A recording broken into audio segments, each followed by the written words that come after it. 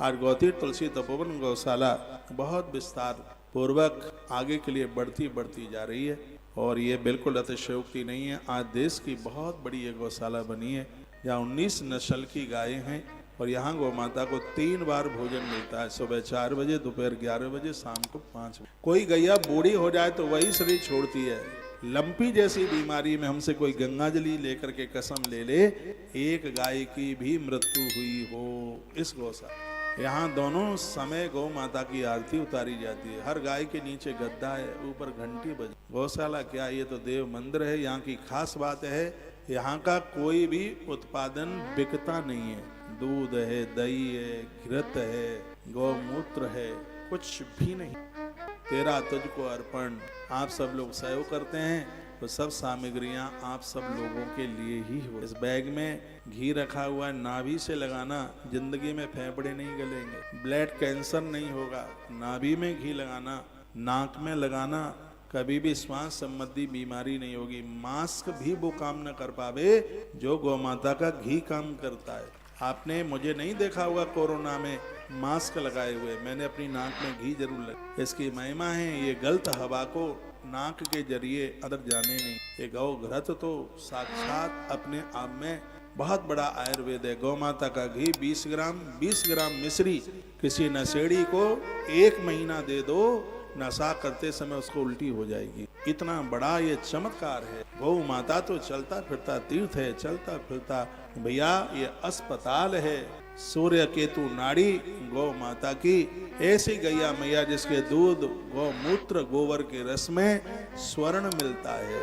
इसलिए इसके दूध का रंग, इसके बाथरूम का रंग सोने के रंग जैसा हो। ये पशु नहीं है, ये जानवर नहीं है, ये संपूर्ण नदियों को अपनी कोख में धारण की है। संपूर्ण तीर्थों को अपने एक एक रोम में, जो अपनी जीभ से चाट ले उसे जहर नहीं चढ़ सकता, क्योंकि बासुकी माई की जिह्वा पर बैठा है। जिसके थनों में सागर और जिसके सींगों में स्वयं देवता और जिसके ठांटे पर महादेव बैठे हों और जिसके चारों चरणों में चारों पुरुषार्थ बैठे हों, ऐसी गौ माता के बराबर धरती पर कोई नहीं। इसलिए मैं कहता हूं कि मंदिर का पैसा गौशाला में लग सकता है, लेकिन गौशाला का पैसा तो मंदिर में भी नहीं लग सकता। जो गाय का पैसा खाते हैं वो जड़ सहित खत्म हो गए, उनको कुछ बचा नहीं है। जहां भी आपके आसपास गौशाला है, अपना जन्मदिन, अपनी शादी की तिथि तारीख है, गौ माता के सानिध्य में मनाइए। गैया मैया आनंद कर देगी। इसकी शरण में आ जाइए, पीछे मुड़ के नहीं देखना पड़ेगा। ऐसी गौ माता है भैया। गौ माता की सेवा धरती पर भगीरथ को उतार के ले आई।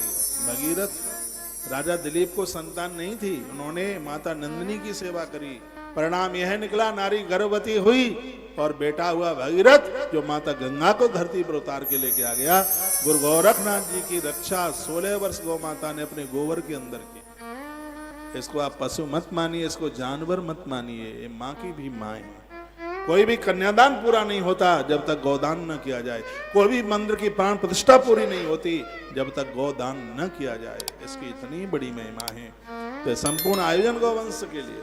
और मैं आपको कहना चाहूंगा, जो गौ माता का भक्त बन करके जिएगा, जैसे अर्जुन का रथ कन्हैया ने हाका, द्वारकाधीश आपकी जिंदगी के रथ में बैठे।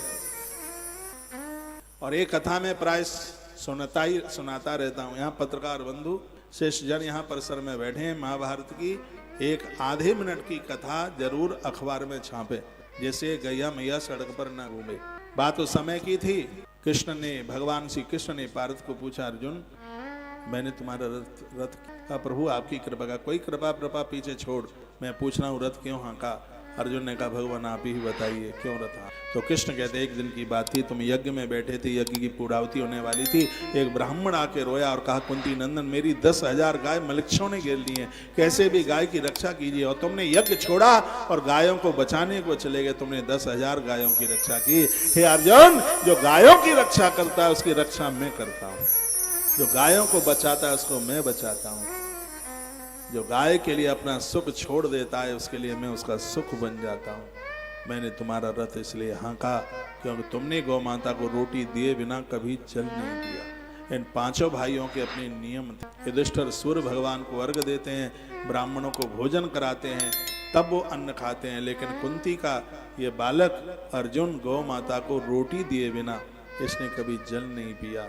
भगवान कृष्ण कहते हैं ये भगवान ने ही तो कहा तू बेटा क्या, तू तो गौ बछड़ा है। और देखो भगवान व्यास ने कहा है गीता गैया है, कृष्ण ग्वारिया है और अर्जुन उसका बछड़ा है। अर्जुन का नाम हो गया। कहते हैं 12 नाम गौशाला में कोई अर्जुन के लिख दे, कृष्ण ने वरदान दिया है, वहां गाय नहीं मरेगी, क्योंकि अर्जुन गाय के बेटा बन करके जिए हैं, अर्जुन गाय के परम सेवक बन करके जिए। संपूर्ण आयोजन गौ माता के लिए हो रहा है।